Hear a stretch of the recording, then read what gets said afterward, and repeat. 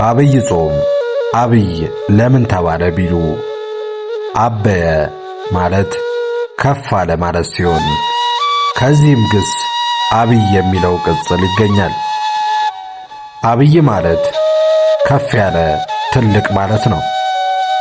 አብይ ጾም የተባለበት ምክንያት ጌታችን መድኃኒታችን ኢየሱስ ክርስቶስ የጾመው ጾም ስለሆነ እንዲሁም በቀኑ ቁጥር ከሌሎች አጽዋማት የሚበልጥ ስለሆነ ሦስተኛው ሦስቱ ታላላቅ የሰይጣን ፈተናዎች ማለትም ትዕቢት፣ ስስት፣ ፍቅረ ነዋይ ድል የተመቱበት ስለሆነ ነው። በቤተ ክርስቲያን ስያሜ መሠረት በአብይ ጾም ውስጥ የሚውሉ ሰንበታት እያንዳንዳቸው መጠሪያ ስም ሲኖራቸው እነርሱም ዘወረደ፣ ቅድስት፣ ምኵራብ፣ መጻጉዕ፣ ደብረ ዘይት፣ ገብርኄር፣ ኒቆዲሞስ እና ሆሳዕና ናቸው። ዘወረደ የአብይ ጾም የመጀመሪያው ሰንበት ሲሆን ይህም ቅድመ ዓለም የነበረ ዓለምን ፈጥሮ የሚኖር አልፋና ኦሜጋ ከሰማየ ሰማያት መውረዱንና ከእመቤታችን ከቅድስተ ቅዱሳን ከንጽሕተ ንጹሐን ከድንግል ማርያም መወለዱን የሚያመለክት ስያሜ ነው።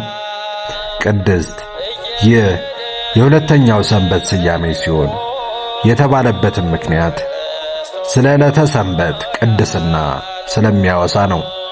እንዲሁም ይህ ዕለት እግዚአብሔር የተባለች የሰንበተ ክርስቲያን ቅድስናን ያመላክታል። ምክንያቱም የዚህች ዕለት ጌታ እርሱ ቅዱስ እግዚአብሔር ነውና፣ ስለዚህም ዕለተ ሰንበት ቅድስት ተብላለች። ምኵራብ ይህ የሦስተኛው ሰንበት ስያሜ ሲሆን በዚህ ሰንበት ጌታ በመዋዕለ ትምህርቱ በምኵራብ ገብቶ ማስተማሩ ይነገራል። እንዲሁም ይህች ዕለት መድኃኒታችን ኢየሱስ ክርስቶስ በምኵራብ ገብቶ እንዳስተማረ የሚታሰብበት ዕለት ነው። ምኵራብ ማለት የቤተ አይሁዳውያን የጸሎት ቤት ነው። መጻጉዕ ይህ የአራተኛው ሰንበት መጠሪያ ሲሆን ይህም ዕለት ጌታችን አምላካችን መድኃኒታችን ኢየሱስ ክርስቶስ ደዌያንን መፈወሱ፣ ዕውራንን ማብራቱ፣ ለምጻምን ማንጻቱን፣ ሽባዎችን መተርተሩን የሚያነሳ መዝሙር የሚዘመርበት እንዲሁም እነዚህ ሁሉ ድንቅ ገቢራተ ተአምራቶች የሚዘከሩበት ዕለት ነው። ደብረ ዘይት ይህ የአምስተኛ ሰንበት መጠሪያ ሲሆን ይህም ዕለት ጌታችን መድኃኒታችን ኢየሱስ ክርስቶስ በደብረ ዘይት ተራራ ላይ ሆኖ ነገረ ምጽአቱን እንዳስተማረ የሚወሳበት ሰንበት ነው። ደብረ ዘይት ማለት ወይራ የበዛበት ተራራ ማለት ነው።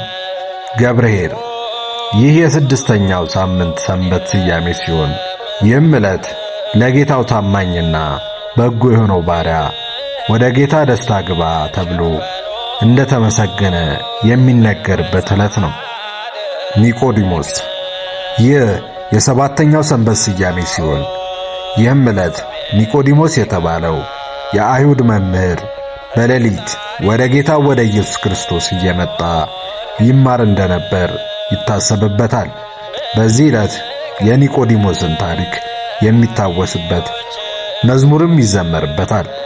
ሆሳዕና ይህ የመጨረሻውና የስምንተኛው ሳምንት ሰንበት መጠሪያ ሲሆን ይህም ዕለት በነቢዩ በዘካርያስ ላይ የተጻፈው ትንቢት ይፈጸም ዘንድ ጌታችን መድኃኒታችን ኢየሱስ ክርስቶስ በአህያይቷና በውርንጭላይቷ ላይ ተቀምጦ ሆሳዕና በአርያም ሆሳዕና ለዳዊት ልጅ እየተመሰገነ ወደ ቤተ መቅደስ መግባቱን የሚታሰብበት ዕለት ነው።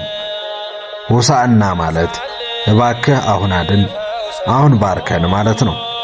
በሰሙነ ሕማማት ጸሎት ፍትሐት፣ ጸሎት አስተሰርዮ ስለማይፈጸም ጸሎተ ፍትሐትና አስተሰርዮ የሚደረገው በዚህ ዕለት ነው።